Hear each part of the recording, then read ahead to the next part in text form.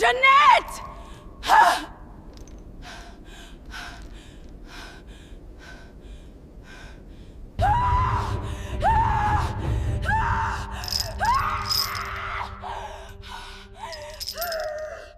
There are stories we think have sunk deep into the past, buried, muted, forgotten.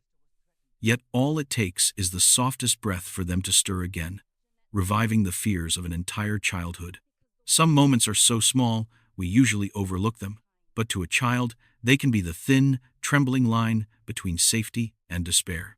This is the story of a 9-year-old girl living in the heart of Silicon Valley, that gleaming cradle of technological dreams, where people believe every door opens toward prosperity and safety. A warm, tight-knit community of small houses pressed close together, where everyone knows just enough about each other to offer a friendly smile in passing. But sometimes, even the most peaceful places can hide the deepest shadows. To most people, that day was nothing more than an ordinary summer afternoon. A little harsh sun, a little dry California wind, the echo of children's laughter drifting up the street. But for Jeanette Tamayo, it was the day the illusion of safety shattered in an instant. She skipped home from the bus stop like any child released from school, her backpack bouncing behind her, her sneakers stamping innocent, carefree rhythms onto the pavement. She just wanted to get home quickly so she could show her mother the picture she'd drawn, warm up a bit of leftover dinner, and scoop up the tiny cat she treated like the best listener in the world. No one imagined that in just a few minutes, her world would splinter like glass hitting the floor. The memory of that day still chills the people who remember it, but what makes it haunting is the silence. No scream, no alarm, no one noticing that a barely cracked door could be the first sign of a storm. In the richest valley of America, among people proud of their safe streets and neighborly bonds, a quiet tragedy had begun to take shape. And it all started with something deceptively harmless. That afternoon began like every other in the Tamayo family's little neighborhood, a warm Latino community where people knew each other by name, where laughter drifted from front porches, where children played freely and no one worried too much. In San Jose, people believed in the kindness of neighbors, in the safety of their streets, in the idea that danger lived somewhere far away, never close enough to touch their own home.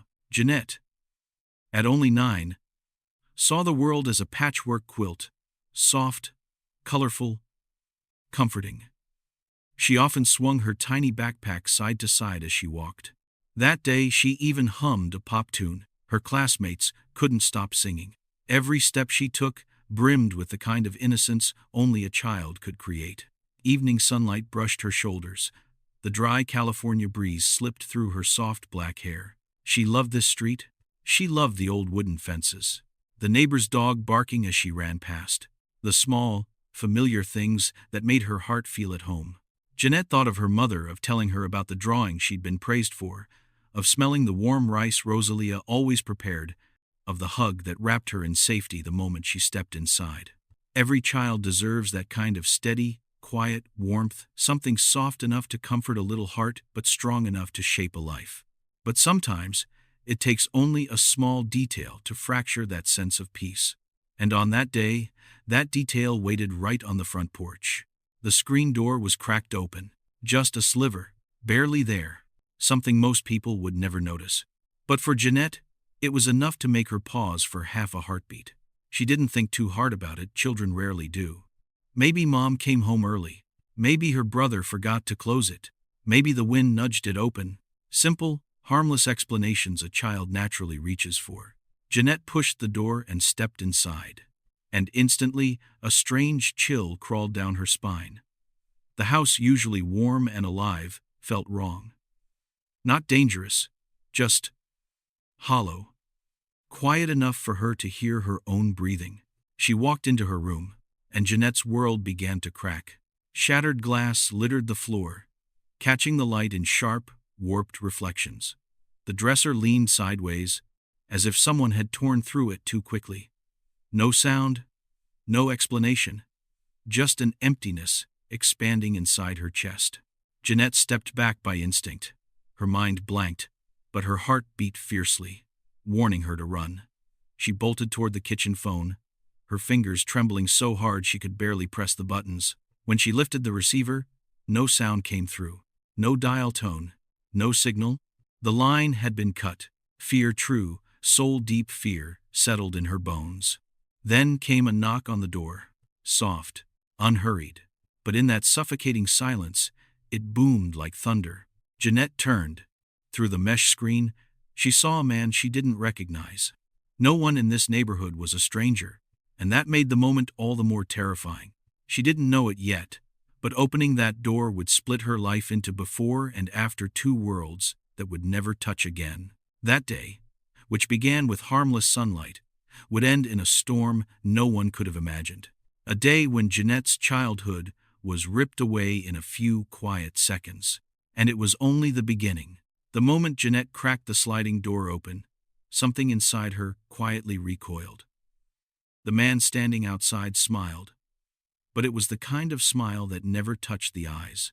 His gaze kept slipping past her shoulder, scanning the house like he was counting the shadows. Jeanette felt it. That instinct children aren't supposed to have. An ancient whisper telling her to close the door. So she did slowly, inch by inch. But before the frame could touch, his hand shot forward. Not violently, not loudly, just firm enough to make her small fingers fold back. And in that second, everything changed. He pushed through with a single, practiced motion, grabbing her wrist so fast she barely had time to gasp. She stumbled backward, her tiny voice trapped somewhere in her throat as he dragged her toward her brother's room. Jeanette didn't scream. She couldn't. Terror wrapped around her like cold metal. He threw her onto the bed. The mattress dipped under his weight. The room, her brother's safe little space filled with posters and toys, twisted into a place she no longer recognized. She remembers fragments. The smell of sweat, the heavy breathing, the way sunlight poured through the broken blinds, slicing the scene into pieces she wished she could erase.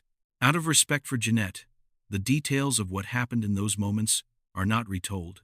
But what we can say is this. A child's world was violated in the most brutal way, and her innocence was torn with a violence no words can soften. When he finished, he moved with a cold precision, no rush, no panic. He bound her wrists with handcuffs, the metal biting into her skin.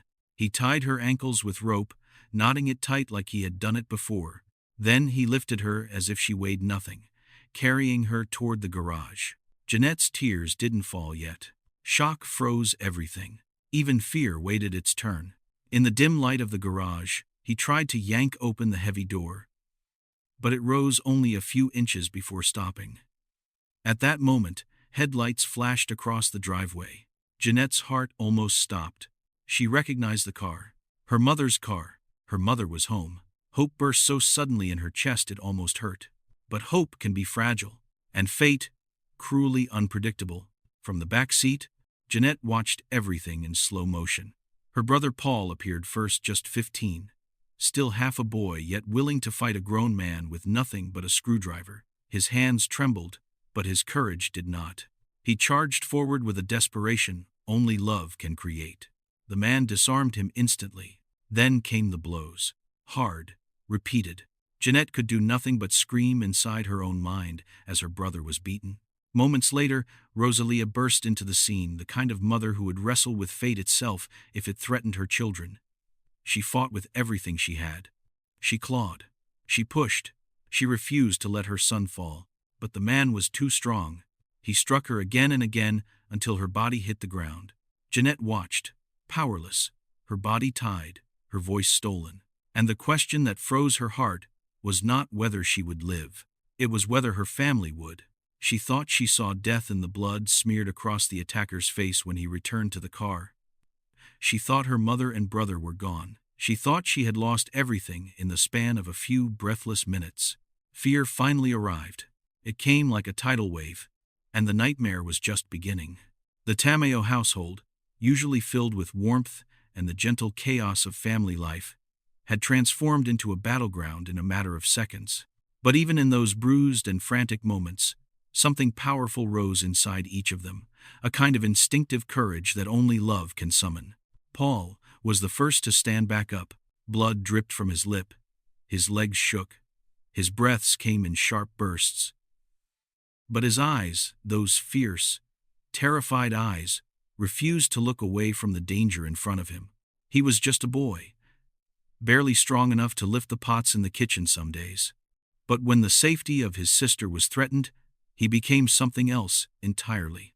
He became a protector. He scrambled toward the kitchen cabinets, hands shaking as he grabbed the first thing he saw: a frying pan. It was dented, old, and far too light to be a real weapon. But to Paul, it was hope. He swung it back like a baseball bat, ready to strike, ready to be better, stronger, anything he needed to be to save his family. But the man moved with frightening precision. He twisted Paul's wrist. The pan clattered to the floor, and the boy's body collapsed beside it. Rosalia, their mother, refused to stay down.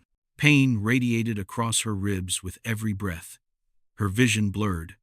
Blood crawled down her cheek. But she pushed herself up slowly, stubbornly fighting the darkness clouding her mind. For a mother, fear becomes a weapon.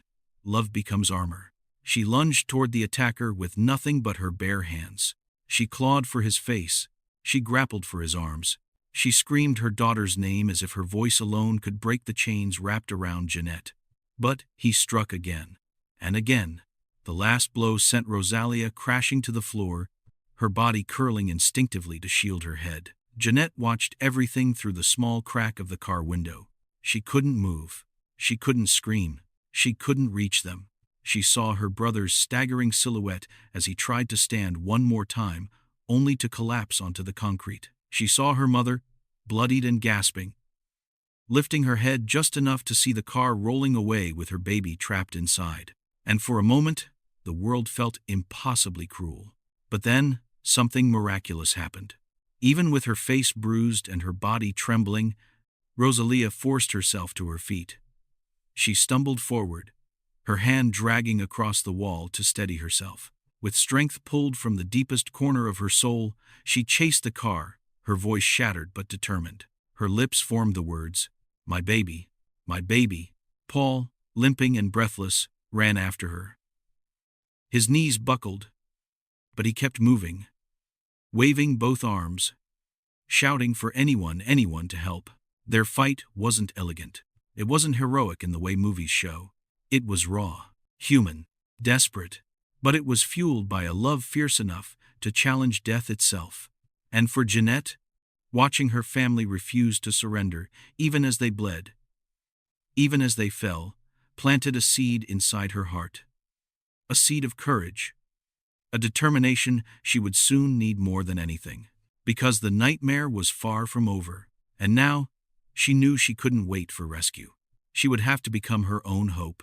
Hours slipped by like shadows crawling across a wall. Jeanette had lost track of time, of where they were, of how long she'd been carried from one room to another, of how many times the man's footsteps made the floors creak with a weight that made her heart jolt. But then, for the first time since she'd been taken, the house fell quiet. A door slammed somewhere in the distance. Heavy steps descended the stairs. Then, silence. A heavy, watchful silence. Jeanette forced herself to stay awake. Her wrists were swollen and raw. Her ankles throbbed. But her mind refused to surrender. She scanned the room, its dim walls and narrow windows offering no comfort. A mattress in the corner. A blanket that smelled like dust. A tangle of ropes left carelessly nearby. And then she heard it. A sound, soft, electronic. A phone. Her breath hitched. The man was downstairs, distracted, maybe far enough away that he wouldn't hear her. Maybe this tiny window of chance was all she would get. Her heart pounded so loudly she feared it might give her away. The phone sat on a small table near the wall, just a few feet too far, for someone bound and exhausted. But Jeanette, trembling and determined, inched her body forward. Every movement scraped the cuffs against her skin. Every shift of her legs sent sharp pain through her muscles. But she moved anyway. She reached the table, and with her fingertips shaking violently, she knocked the phone sideways until it fell onto the floor beside her. The impact echoed like a gunshot in her ears. She froze. Listened. Nothing. He was still downstairs. Jeanette pressed her cheek to the cold floor. maneuvering her bound hands toward the buttons. She couldn't see what she was dialing. She couldn't aim. She had only instinct, hope, and desperation. Her finger pressed a number, then another, then another. The phone rang, and in that instant, Jeanette felt her soul slide to the edge of collapse. Someone picked up. A voice, steady, adult, unaware of the storm brewing through the line, answered from a Little Caesar's pizza shop. The hum of kitchen noise buzzed behind them. Jeanette opened her mouth, but no words came out. She tried again. Her throat tightened, her breath staggered. Then she forced herself to speak. But the words didn't flow like speech.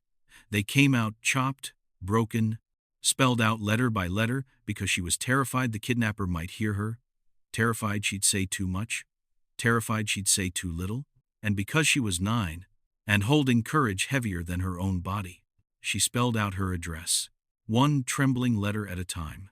The employee on the phone went silent for a beat. She could hear the sudden tension, the unspoken question. They didn't know who she was. They didn't know what danger she was in, but they heard the fear in her voice.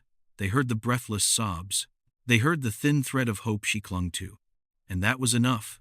But before Jeanette could say more, before she could finish the sentence, before she could whisper the words, "Please help me," the stairs creaked.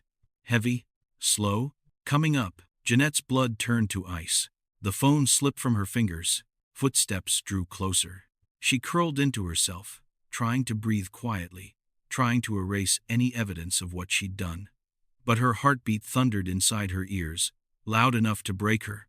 The door opened, and the man stepped inside. His eyes landed on the fallen phone, on the scattered rope, on her. For a moment, the world shrank to a single point of terror. Jeanette thought he would kill her, right there, right then. But instead, he knelt down, lifted the phone, stared at it, then stared at her with a smile that froze her soul. A smile that said, "Someone knows. Someone is looking. And now I have to act fast." A smile more terrifying than any scream. And as he leaned close, his voice dropped to a whisper that made the room feel suddenly smaller, darker, impossible to breathe in. "You should not have done that." When the man lifted the phone from the floor, Jeanette braced herself for the worst. She squeezed her eyes shut, waiting for the blow, waiting for the moment pain would swallow her whole. But instead, he stood up, silent, cold, calculating. His breathing changed, not frantic, not angry, the way she expected, but sharp and focused, like someone adjusting a plan on the spot. He wiped his face with the back of his hand, leaving a streak of dried blood across his cheek, a reminder of the chaos he had caused. Jeanette's heart hammered against her ribs. This was her fault. At least, that is what fear tried to tell her. But underneath that, fear, beneath the trembling, beneath the bruises, something else flickered inside her. A small, stubborn ember of courage. She had dared to call, dared to hope, dared to break the silence. And she would hold on to that ember now, even if it was the only thing keeping her alive. The man paced the room, muttering under his breath, as if calculating how much time he had left. The call had alerted someone. Someone knew something. And that changed everything. He looked down at Jeanette again, this time not with amusement, but with urgency laced through his expression. He leaned toward her. His voice dropped into a low growl. "We have to leave tonight." The words struck her like a shockwave. Leave. Tonight. Disappear. Jeanette felt the floor tilt beneath her. Her stomach knotted. She could barely breathe. But then, something unexpected happened. Instead of collapsing into despair, her mind sharpened. Not with panic, with survival. She remembered her mother's face, bleeding yet impossibly determined. She remembered her brother limping after the car, waving for help, even though his body screamed at him to stop. She remembered the stranger on the phone, who listened to her spelled-out cries and chose to believe her. These were not memories of loss. They were memories of strength. If they were fighting, then she had to fight too. Jeanette lifted her head just slightly, the cuffs clinking softly as they tightened around her wrists. She met the man's eyes just for a second, a 9-year-old girl meeting the gaze of a monster, and refusing, even silently, to break. Courage doesn't always roar. Sometimes it's as small as a heartbeat. Sometimes it hides inside a whisper of breath, Sometimes it looks like a child who refuses to let her spirit collapse. Jeanette knew she couldn't overpower him. She knew she couldn't run. She knew she couldn't scream. But she could think. She could plan. She could wait for the next moment, the next opening, the next chance to stay alive. So she steadied her breath. She kept her eyes low. She pretended to shrink. But inside, she was gathering herself. Quietly. Deliberately. Because she now understood something powerful. Courage wasn't the absence of fear. Courage was moving anyway, even when every part of her wanted to disappear. She had already faced unimaginable horror. She had survived it. And now, she would survive whatever came next.